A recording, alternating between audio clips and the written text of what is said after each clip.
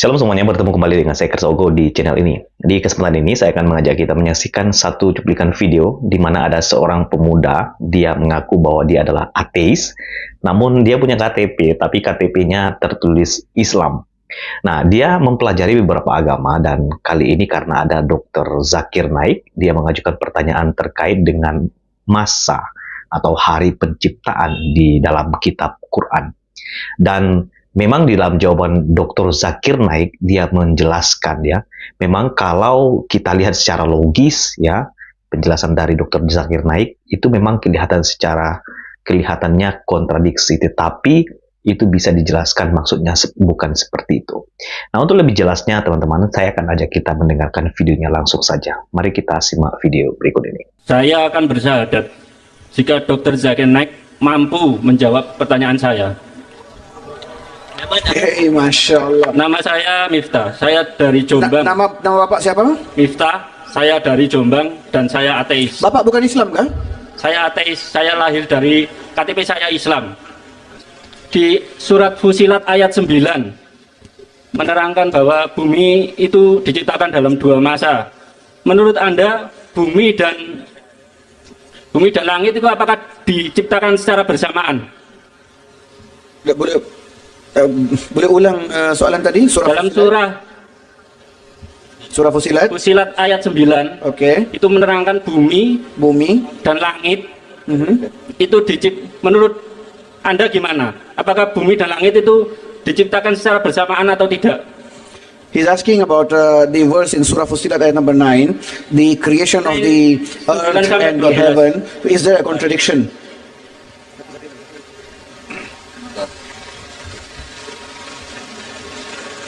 The brother is referring to the verse of Surah Fusilat chapter 41 verse number 9, which talks about the creation of the heaven and the earth, and he's asking, is there a contradiction? There is an apparent contradiction, apparent. If you are not logical, you may think there is a contradiction. The Quranic verse of Surah Fusilat chapter 41 verse number 9 says that Allah has created the heavens and the earth. He created the heavens in 2 days. He created the heavens on 2 days. And he created, it says he created the earth in 2 days, it starts in 2 days, and created the mountains and placed on the earth with it in 4 days. And created the heavens in 2 days. And he told to it, come ye together willingly or unwillingly, and they said, we come in willing obedience, verse number 11. So the question is, when Allah says he created the earth in 2 days, and the mountain standing firm on it with the vegetation in 4 days, and he created the heavens in 2 days. So here if you say 2 plus 4 plus 2, it sounds like 8. And many other places in the Quran, Allah says, Allah created the heaven and the earth in 6 days. So there are some critics of Islam who say, see here, it's 2, 4, 2, 8 days. Many other places Allah has created the heaven and the earth, Sittatu Ayyam, in 6 days. So there's a contradiction. If you read the verse of the Quran in Surah Fusilat chapter number 41, verse number 9, 10, 11, it says he created the earth in 2 days and the earth along with the mountains in 4 days, summa, heaven in 2 days. Now summa in Arabic has two meanings. It can either mean and, or it can mean simultaneously. So if I tell you, I want to make a building, Ayat mana? and the building Ayat mana yang I want to make in 6 days. ayat And I give mana? the breakup of, let's say 6 months. I want to make the building in 6 months. I make the compound in 2 months. I make the basement in 2 months. And I make the 20-story building in 4 months. Right? You do 6 months. It is 4 months, compound in 2 months, basement in 2 months. When I'm making the compound, I'm making the basement simultaneously. So when I'm making 2 months the compound, I'm making the basement also in 2 months. So compound and the basement I'm making 2 months. Then the balance 20 floors I'm making 4 months. So total is how much? 6 months, not 8 months. So similarly, when Allah says He made the earth and the mountain standing firm on it, earth 2 months, Mountain standing 4 months, 6 months. Summa, while this was happening, he also made the sky. So actually it is 6 months only. There is not a single contradiction anywhere in the Quran. Allah says in the Quran, Surah Nisa, chapter 4, verse number 82, Afala yadadabbarun al-Quran. Do they not consider the Quran with care? Afala yadadabbarun al-Quran. Walau qana min indi ghairillah, lawajadu fi ikhtilafan kaseera. Do they not consider the Quran with care? Had there been any contradictions, there have been many.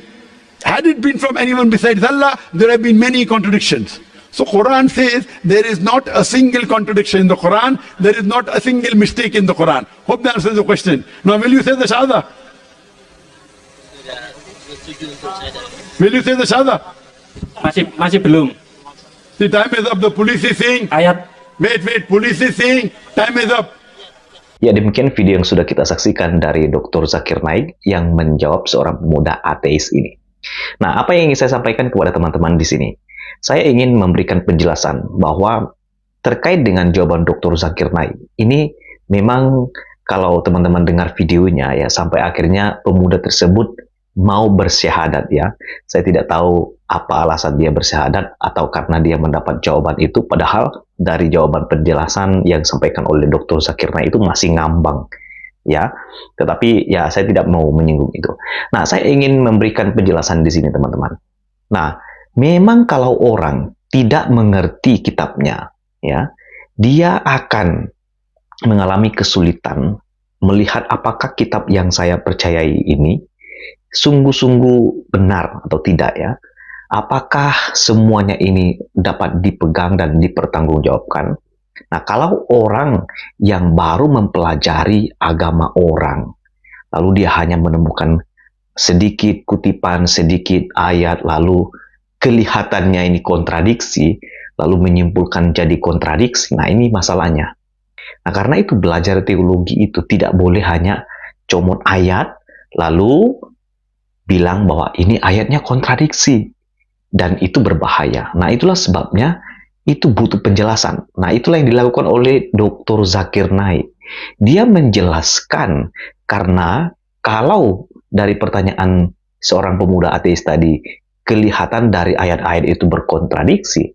Nah, Zakir Naik itu mau menjelaskan, memang kelihatannya seperti itu. Tapi sebetulnya maksudnya bukan memperlihatkan kontradiksi, tetapi ingin menjelaskan masa waktu penciptaan itu. Nah, di dalam kekristenan juga banyak sekali para polemikus muslim ya. Saya sebut saja mereka waktu baca Alkitab selalu saja mereka punya kesimpulan yang salah. Selalu mereka mengatakan bahwa Alkitab orang Kristen itu berkontradiksi ya. Misalnya saja ini soal silsilah Yesus Kristus ya, kalau Anda membaca di dalam Matius dan juga dalam Lukas, ini beda ceritanya ya. Nah, itulah sebabnya perlu mempelajari. Itu bukan memperlihatkan kontradiksi, tetapi dua penulis baik di dalam Matius dan juga Lukas, itu mereka sedang menulis untuk menjelaskan Yesus dari sisi apa. Bisa menjelaskan silsilah Yesus dari keturunan perempuan, bahkan secara menyeluruh misalnya dalam Injil Lukas itu, Yesus di situ dijelaskan silsilahnya itu lebih universal ya. Dan sementara dari Injil Matius, dia menjelaskan itu dari keturunan Daud sampai kepada Abraham. Dan ini tentu karena ada penekanan secara khusus kepada siapa kitab itu ditulis ya. Secara khusus kan kalau kita melihat Matius itu berfokus ingin menekankan tentang Yesus itu adalah Mesias ya, raja orang Yahudi. Dan ini tentu ditujukan secara khusus kepada orang-orang Yahudi. Tapi dari Lukas ini penekanannya beda lagi. Memang ini kepada orang-orang percaya, tetapi fokus penulisannya itu menjelaskan tentang kemanusiaan Yesus yang begitu menonjol, dan silsilah Yesus kelihatan. Yesus itu dijelaskan silsilahnya dari keturunan perempuan ya. Maka ada banyak, bahkan cerita silsilah itu secara universal itu sangat kuat. Nah, ini bukan karena kontradiksi, tetapi para penulis itu sedang menjelaskan sesuai dengan maksud dan tujuan mereka untuk menjelaskan Yesus yang sedang diceritakan dari sisi yang berbeda. Dan itu tidak kontradiksi. Nah, saya pikir salah satu contohnya itu yang ingin saya sampaikan kepada teman-teman. Seorang yang mau belajar supaya terdidik, dia harus menggunakan akal budi, tapi juga harus membuka hati untuk bisa mengerti dan menerima setiap apa yang dipelajari, sehingga kebenaran itu sungguh-sungguh ya kita dapatkan dan kita bisa mengenal. Nah, Paulus mengutip satu bagiannya, aku tahu siapa yang kupercayai.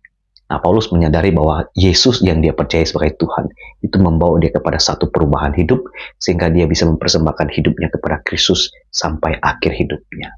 Itu karena dia mengenal Yesus Kristus dengan benar. Itu saja, Tuhan memberkati.